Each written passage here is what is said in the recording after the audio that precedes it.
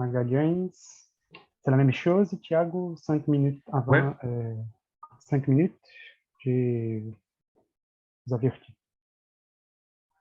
Ah, merci.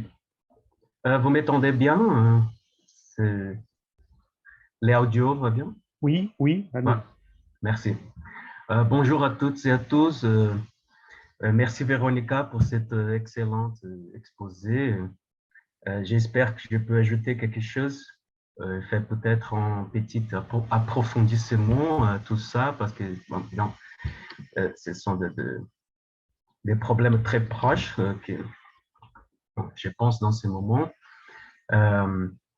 Et en fait, je ne connais pas très bien la philosophie de Rouillard. Je viens de finir ma thèse doctorale. Je commence à étudier quelque chose, mais bien, c'est remarquable que Rouillard se soit intéressé à l'axiologie en écrivant sur les valeurs et surtout en cherchant dans les domaines de la biologie un moyen de penser les valeurs.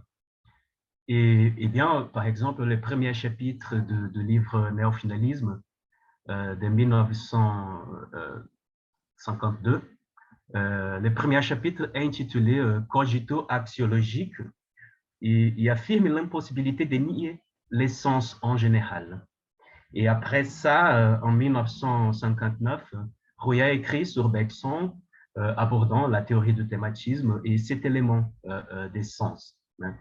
Et donc, cet article sur le spectre zémophile, et je voudrais présenter quelque chose sur ce problème du thématisme, mais en attirant l'attention sur l'interprétation axiologique et l'idée du thème en tant que orientateur, cet élément directrice qui Rouillard travaille. Eh bien, Bergson travaille le thématisme dans le troisième chapitre de l'évolution créatrice, mais sa première mention apparaît déjà dans les premiers chapitres où il suggère la comparaison des espèces par les naturalistes qui prononcent déjà les thèmes.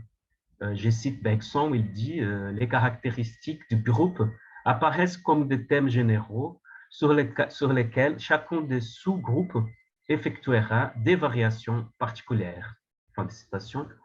Et aussi dans le deuxième chapitre, Bergson nous montre qu'il y a plusieurs degrés de perfection dans le même instant et qu'aussi bien dans les différents instants comportementaux que dans les différentes propriétés vitales de la cellule, nous trouvons le même type de relation, à savoir entre les thèmes et les variations, entre ce qui engendre et ce qui est engendré.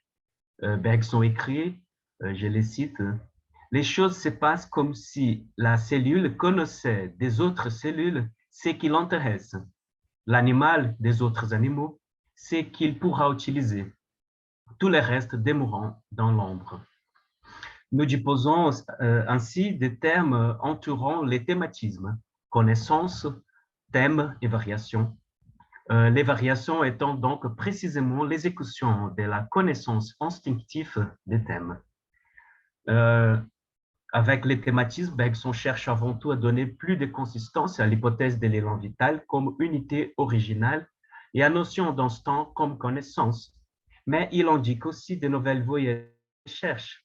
Rouillard, en ce sens, a su attraper la flèche de Bergson et a vu dans les thématismes bergsoniens la possibilité d'un approfondissement qui, comme il démontre bien, met précisément en évidence les rôles d'orientation attribués au thème et qui m'intéresse présenter.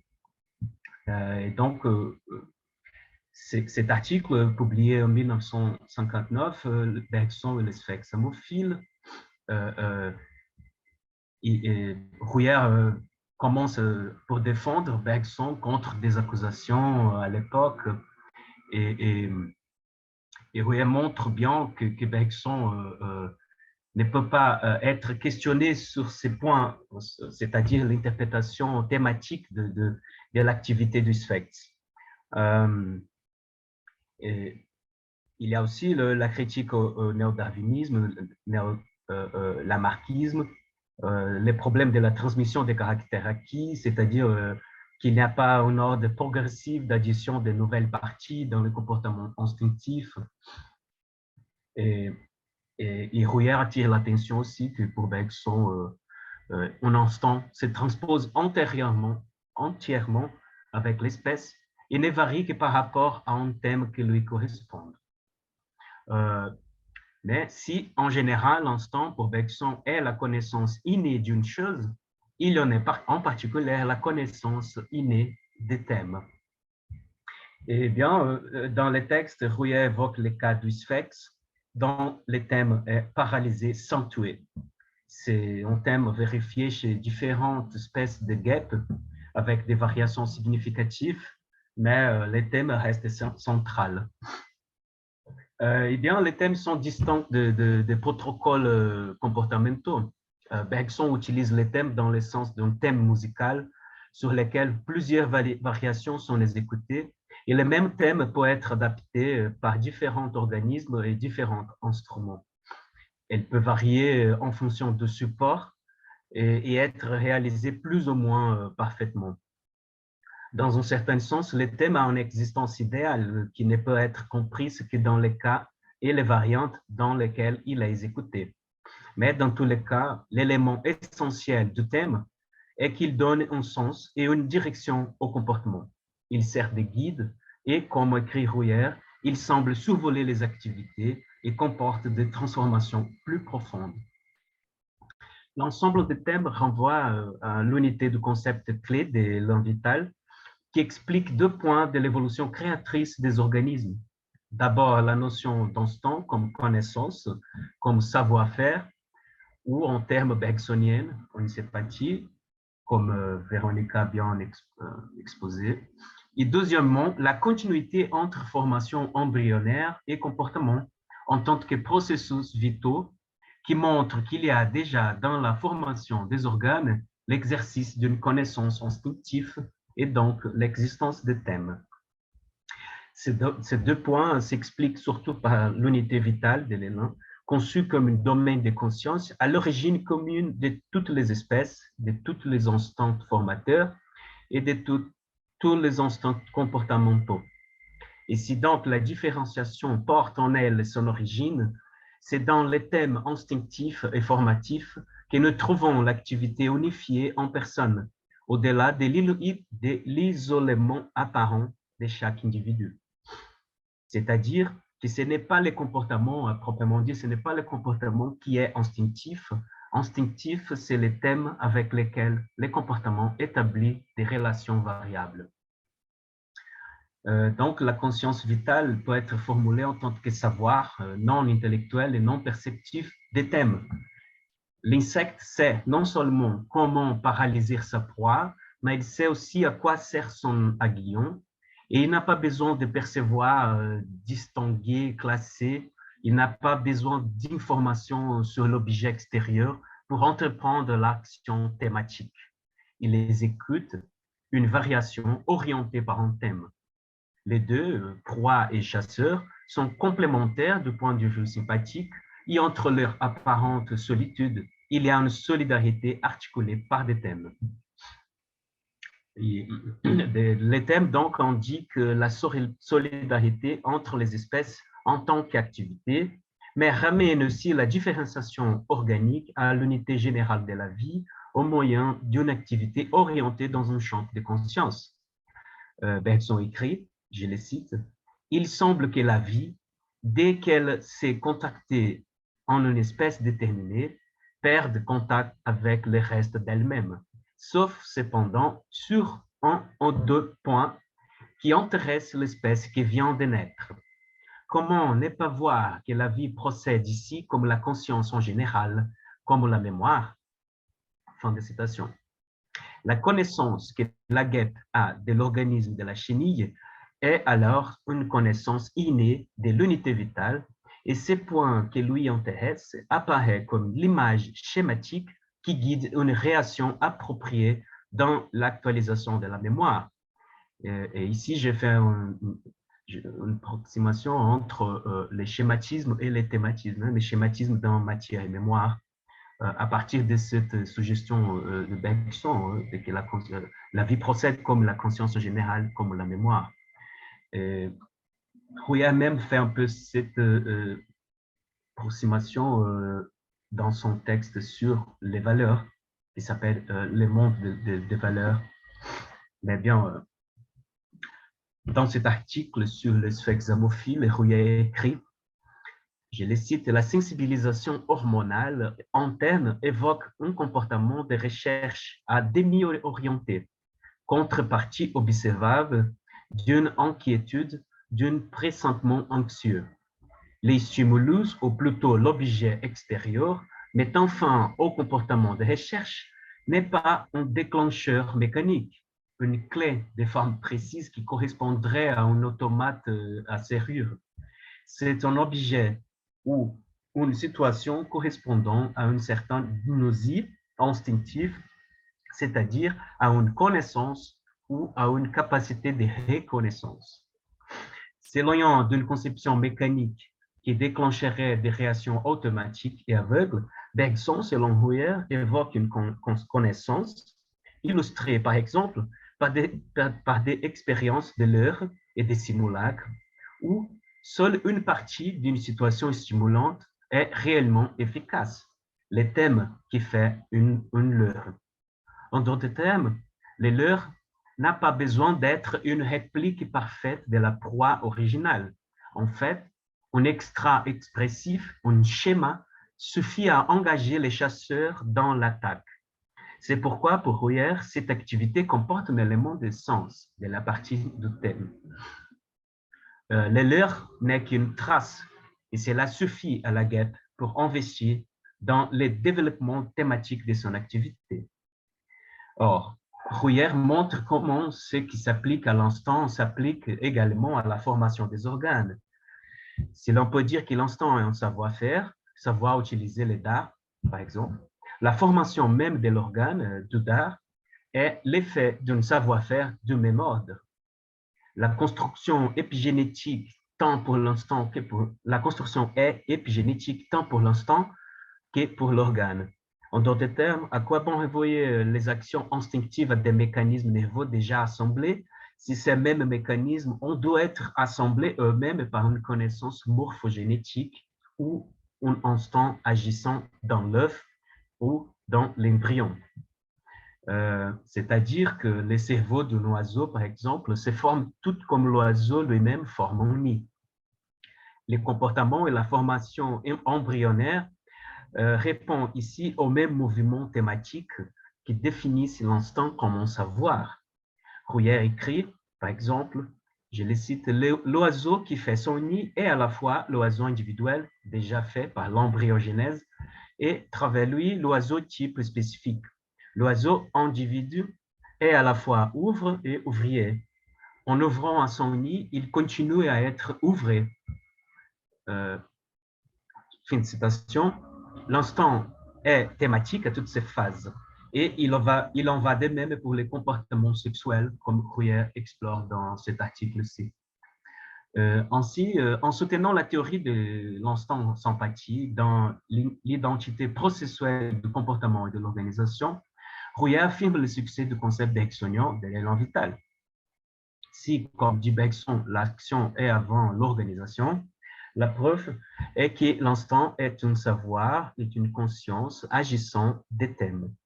Et Bergson, pour ajouter, je le cite, la connaissance instinctive qu'une espèce possède d'une autre espèce sur un certain point particulier a donc sa racine dans l'unité même de la vie. Fin de citation. Les thèmes instinctifs, donc, arrivent dans les systèmes nerveux de l'oiseau, tout comme les thèmes formatifs arrivent dans les esquisses embryonnaires au cours de leur première formation. Sur ces points, Rouillé suit précisément les idées de Bergson. Dans les pages où nous trouvons la théorie du thématisme, Bergson écrit que les processus vitaux sont en réalité des instants primaires. Je cite Bergson, « Lorsqu'un pousson brise d'un coup de bec sa coquille, la coquille de son œuf, il agit par instant et pourtant il ne fait que suivre les mouvements qu'il a portés dans la vie embryonnaire. À l'inverse, tout au long de la vie embryonnaire elle-même, notamment lorsque l'embryon vit librement sous forme larvaire, de nombreuses manœuvres ont lieu qu'il faut rapporter à l'instant. Fin de citation. Les fonctions naturelles de la cellule sont donc des instants comme tant d'autres, et suivre les mouvements, manœuvrer, c'est précisément se guider par les thèmes enracinés dans l'unité vitale. La seule critique de Rouillère consiste à dire que Bergson n'était pas assez pluraliste quand il pense les thèmes comme tout entières transposés et sur lesquels ses écoutes des variations tout entières, selon les mots de Bergson. Mais en somme, Rouillère dit la faute de Bergson est mineure. Et Rouillère, dans la mesure où il considère les stimuli perceptifs qui déclenchent un comportement, estime qu'ils ne constituent pas une information complète. Les actes instinctifs dépassent largement les stimuli qui les évoquent, de sorte que les matières impliquées dans l'activité instinctive n'incarnent pas complètement les thèmes. D'autre part, les thèmes s'incarnent différemment dans les différentes phases et apparaissent ensuite plus diversifiés dans la mesure où les hasards, les dislocations fortuites, l'improvisation entrent en jeu.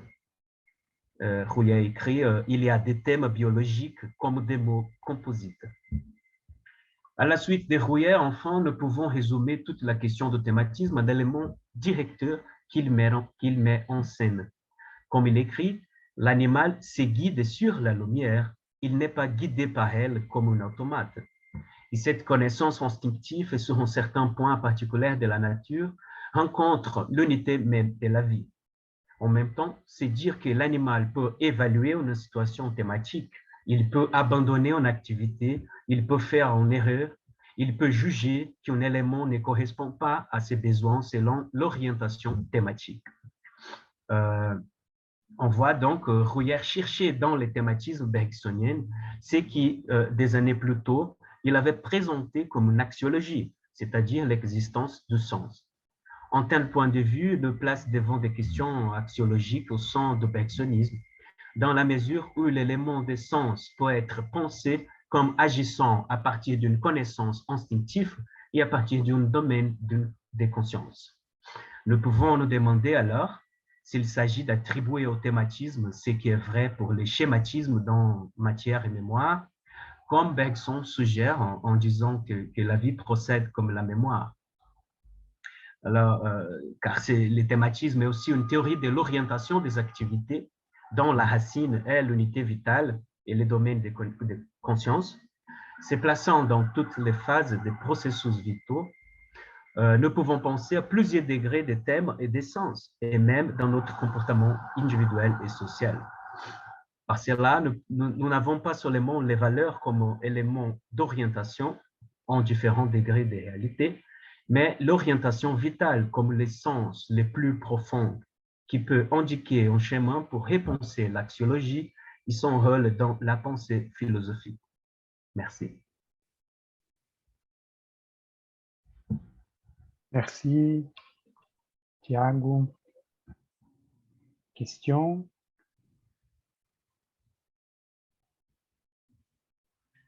Catherine, s'il vous plaît. Non?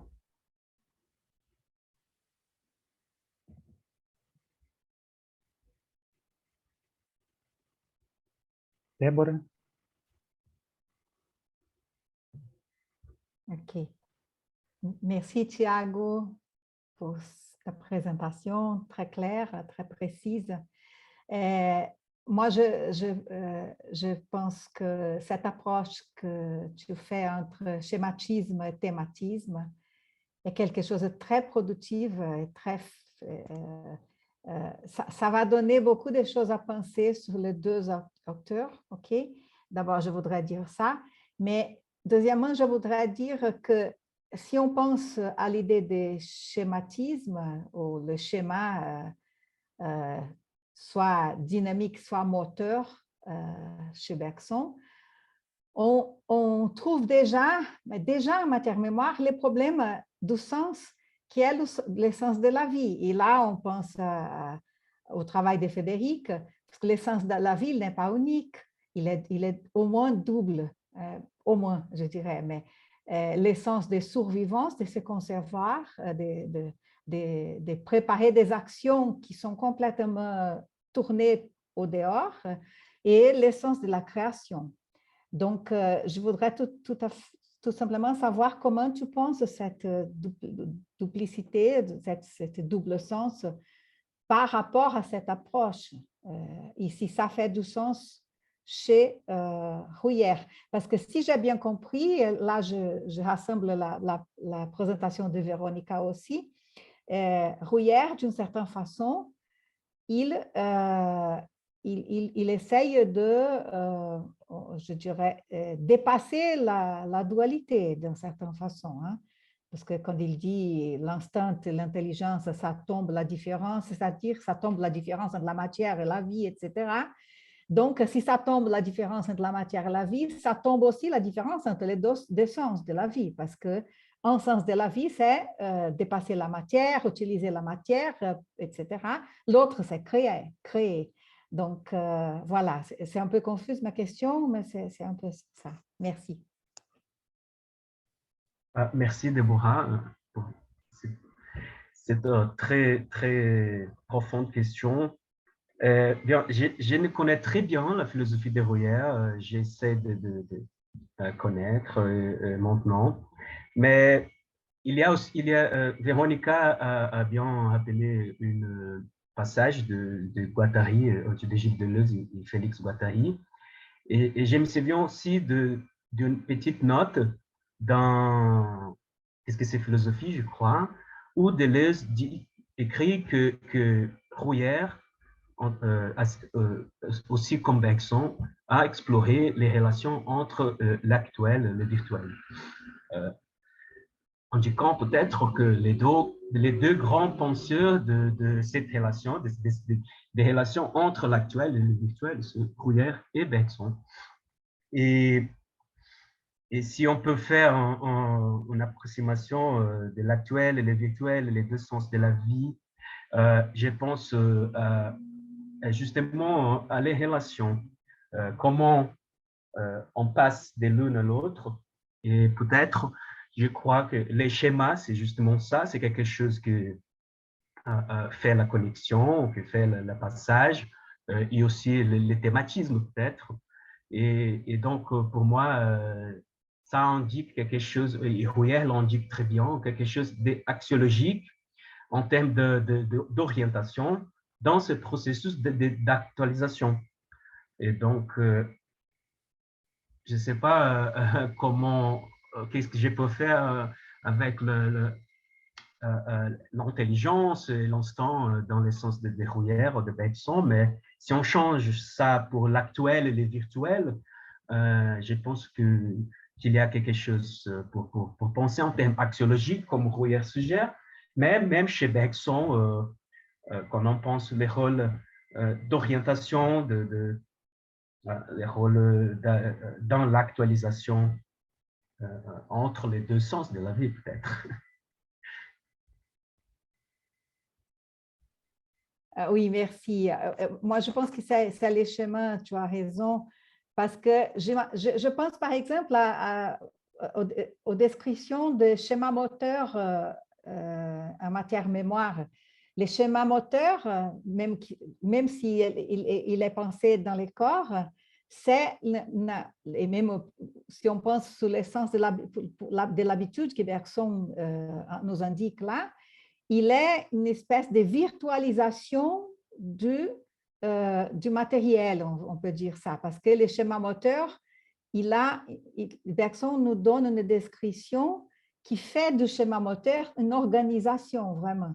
Et cette organisation, elle est de l'ordre de la durée, en fait, parce que tu as des mouvements qui se sont enchaînés de façon qu'ils vont avoir une fluidité dans son fonctionnement qui est responsable sur leur efficacité, on dirait. Donc, je pense que c'est ça, c'est une espèce de virtualisation qui va donner des conditions pour l'organisme de faire du nouveau en plus. Donc, je ne sais pas, c'est très intéressant de penser ça. Je pense que Rouillère nous donne des conditions de repenser un peu d'une façon nouvelle, mais aussi fidèle à Bergson, de voir des éléments dans le bergsonisme qu'on ne voit pas forcément si on se tient seulement à Bergson, c'est tout. En tout cas, merci. Merci pour la réponse. Merci. Ouais. Bon, je pense aussi à l'écart de la danse, par exemple, parce que la personne doit répéter beaucoup, va faire quelque chose de l'habitude dans son corps, mais la danse, c'est la grâce, c'est le mouvement et tout ça. Donc, comment ces deux choses peuvent travailler ensemble pour produire quelque chose et pour la philosophie, peut-être, on peut penser comment on peut décrire les valeurs hors de la cadre de la morale. Et aussi peut-être penser les deux sortes de la morale de la religion avec d'autres éléments. Ouais. Si on rapproche la description de l'apprentissage d'un pas de danse qu'il fait dans Matière et Mémoire, je ne suis pas certaine si c'est, mais je pense que c'est l'exercice physique, voilà. Et la description du sentiment de la grâce, qui est une des plus importantes descriptions de la sympathie. C'est la sympathie physique, hein, avant même de la description sur la sympathie morale. Si on rapproche ces deux textes, c'est là qu'on trouve cet ancrage dans le virtuel pour le fonctionnement même du corps, c'est ça. Oui.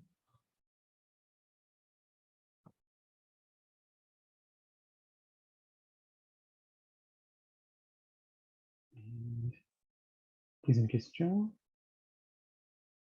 Non? Bon, nous pouvons finaliser. Merci beaucoup, Thiago, Véronique. Excellente exposé. Et je passe la parole à Bruno, Déborah. Bruno, pour finaliser. Oui, on va faire, bon, merci à tous pour cette séance, la première. Et on va avoir une petite pause, je pense que 30 minutes, c'est ça. Et je confirme ici, voilà, on va retourner à 11h30 au Brésil, 15h30 à Paris et poursuivre les communications avec Mathilde en tant que modérateur et Joe et Axel, les intervenants. Donc, à tout de suite. Merci encore à Thiago et Véronica pour des excellentes présentations.